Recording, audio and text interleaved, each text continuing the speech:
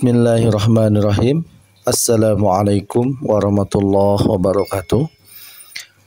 Selamat malam sahabat-sahabat pembelajar yang dirahmati Allah Subhanahu wa Ta'ala. Juga selamat pagi, selamat siang, selamat sore tentunya bagi sahabat-sahabat yang menyaksikan video ini pada waktu-waktu yang tadi saya sebutkan. Pernahkah kita bertanya, dari mana sebenarnya ajaran Islam itu berasal? Apa saja yang menjadi pedoman hidup umat Islam dalam menjalani kehidupan di dunia ini? Nah, di dalam video kali ini kita akan membahas secara tuntas mengenai sumber ajaran Islam, yakni sebagai pondasi utama yang menjadi rujukan dalam memahami dan mengamalkan ajaran agama Islam. Nah, pada pertemuan sebelumnya atau pada video sebelumnya kita sudah mendapatkan pembahasan sebagai pengantar, yakni membahas tentang sumber ajaran Islam yang pertama, yaitu Al-Quran, dan sudah dibahas sebagai prolognya. Nah, pada kesempatan kali ini insya Allah melalui video ini kita akan bahas lagi secara keseluruhan, secara tuntas apa saja yang menjadi sumber ajaran Islam, terutama dari yang pokok secara berurutan, begitu ya. Baiklah teman-teman atau sahabat-sahabat, untuk lebih jelasnya kita akan mulai pembelajarannya. Pada bagian pertama itu kita akan memahami dulu bagaimana pentingnya sumber ajaran Islam. Nah, Islam adalah agama yang sempurna, mengatur seluruh aspek kehidupan manusia, baik hubungan dengan Allah, sesama manusia, maupun dengan alam. Tapi dari mana semua aturan dan ajaran ini berasal? Nah, penting bagi kita setiap muslim untuk mengetahui sumber ajaran Islam agar tidak terjebak pada pemahaman yang keliru. Nah, di dalam Islam setiap keyakinan dan amal harus memiliki dasar yang kuat dan jelas. Sumber ajaran Islam yang pertama dan paling utama adalah kitab suci Al-Quran. Al-Quran adalah wahyu Allah Subhanahu wa Ta'ala yang diturunkan kepada Nabi Muhammad Sallallahu Alaihi Wasallam melalui perantaraan malaikat Jibril. Nah, Al-Quran bukan hanya kitab suci, tetapi juga merupakan petunjuk hidup bagi umat manusia. Nah, sebagaimana kita ketahui di dalam Quran surat Al-Baqarah ayat 2 disebutkan, A'udzubillahi minasyaitonirrajim, Bismillahirrahmanirrahim, Dzalikal kitabu la raiba fihi hudal lil muttaqin. Kitab ini atau yang dimaksud di kitab di sini adalah Al-Quran ini tidak ada keraguan padanya, melainkan ini petunjuk bagi mereka yang bertakwa.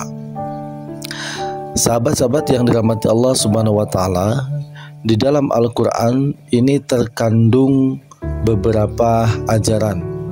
Itu meliputi tentang tauhid, ibadah, akhlak, hukum-hukum sosial, ekonomi, politik, dan sebagainya. Nah, ia menjadi rujukan utama dalam setiap aspek kehidupan umat Islam. Itu tertuang di dalam Al-Quran. Nah, lalu setelah Al-Quran, maka yang menjadi sumber kedua di dalam ajaran Islam adalah hadis atau sunnah Nabi Muhammad Sallallahu Alaihi Wasallam.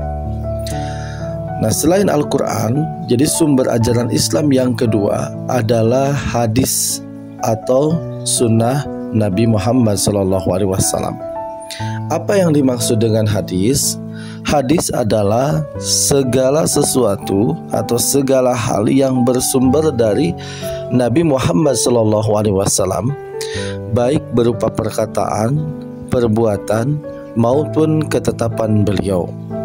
Nah, Rasulullah adalah penjelas Al-Quran sekaligus teladan terbaik bagi umat Islam, sebagaimana disebutkan di dalam Quran surat Al-Hasr ayat 7. Bismillahirrahmanirrahim.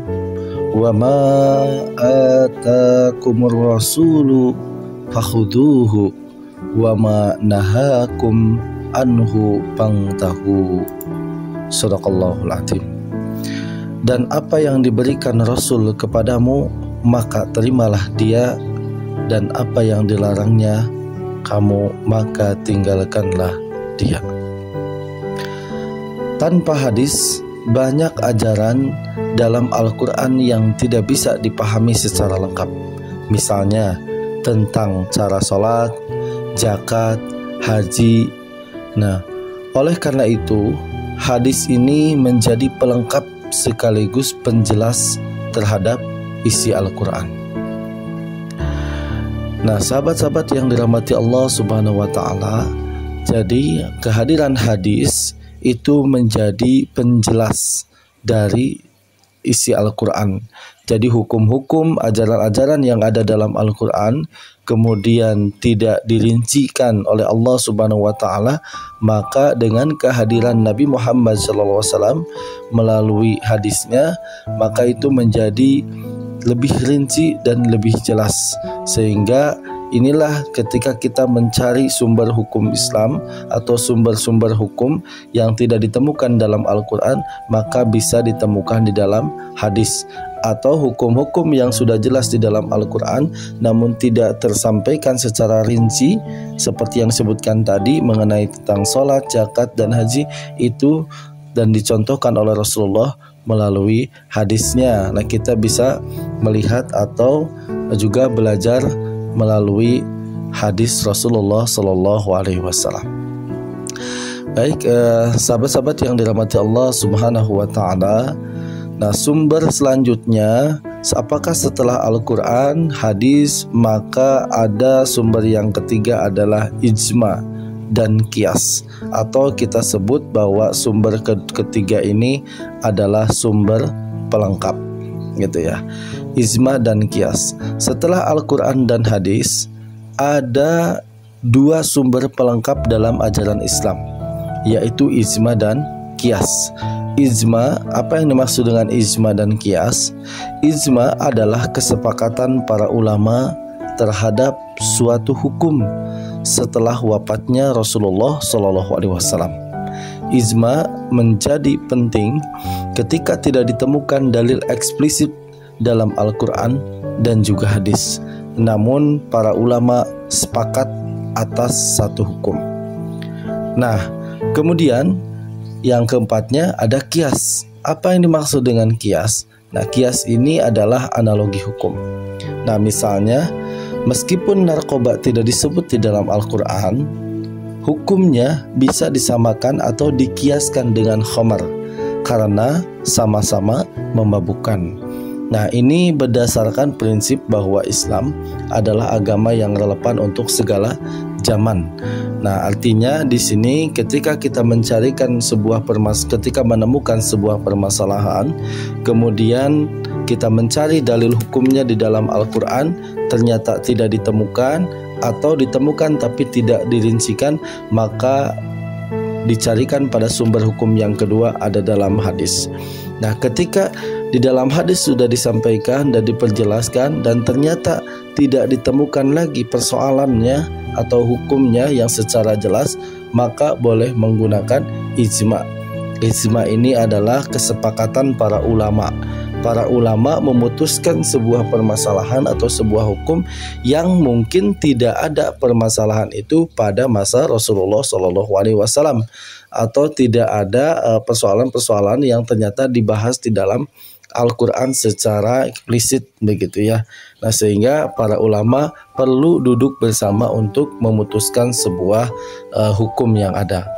Nah, kemudian di dalam memutuskan, selain kesepakatan para ulama, maka ada juga qiyas, di mana ada sebuah permasalahan-permasalahan di mana di situ menganalogikan sebuah hukum atau sebuah kasus yang terjadi akibat dari perkembangan zaman dengan dikiaskan dengan persoalan-persoalan yang pernah terjadi pada masa Rasulullah Shallallahu Alaihi Wasallam. Seperti tadi misalnya terkait dengan narkoba yang pada masa Rasulullah mungkin tidak ada, namun kenapa narkoba ini dikategorikan sebagai sesuatu yang haram, misalnya dikarenakan mungkin efeknya sama dengan khamar, di mana khamar itu memabukkan dan menghilangkan kesadaran, sehingga kalau manusia tidak sadar maka dia bisa melakukan sesuatu hal yang di luar nalar manusia. Nah, sama ketika seseorang memakan narkoba atau mengkonsumsi narkoba, maka dia menghilangkan kesadarannya sehingga orang tidak sadar itu bisa melakukan hal-hal yang tidak diinginkan. Misalnya bisa membunuh, bisa memukul, bisa menyiksa, bisa memperkosa dan lain sebagainya, sesuatu hal yang efeknya bersifat keburukan, begitulah, seperti itu. Baik, sahabat-sahabat yang dirahmati Allah Subhanahu wa Ta'ala, jadi mari kita simpulkan bahwa ada 4 sumber utama dalam ajaran Islam, yaitu Al-Quran sebagai kitab suci umat Islam.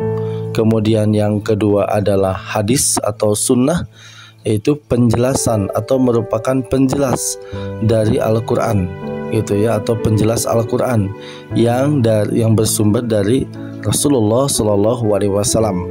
Hidupnya Rasulullah, baik itu perkataan, baik itu perbuatan, qauli ataupun juga fi'li, begitu ya, yang dilakukan oleh Rasulullah Shallallahu Alaihi Wasallam. Kemudian yang ketiga adalah ijma atau kesepakatan para ulama. Kemudian yang keempat adalah qiyas, yaitu analogi hukum yang berdasarkan nalar yang sehat, gitu, atau logika, gitu ya, dan prinsip syariat. Nah, dengan memahami sumber-sumber ini atau sumber-sumber ajaran Islam ini, kita bisa menjalankan Islam secara benar, tidak hanya ikut-ikutan, tapi berlandaskan dengan ilmu. Seperti halnya disebutkan di dalam Quran surat An-Nahl ayat 43. A'udzu billahi minasyaitonir rajim. Bismillahirrahmanirrahim.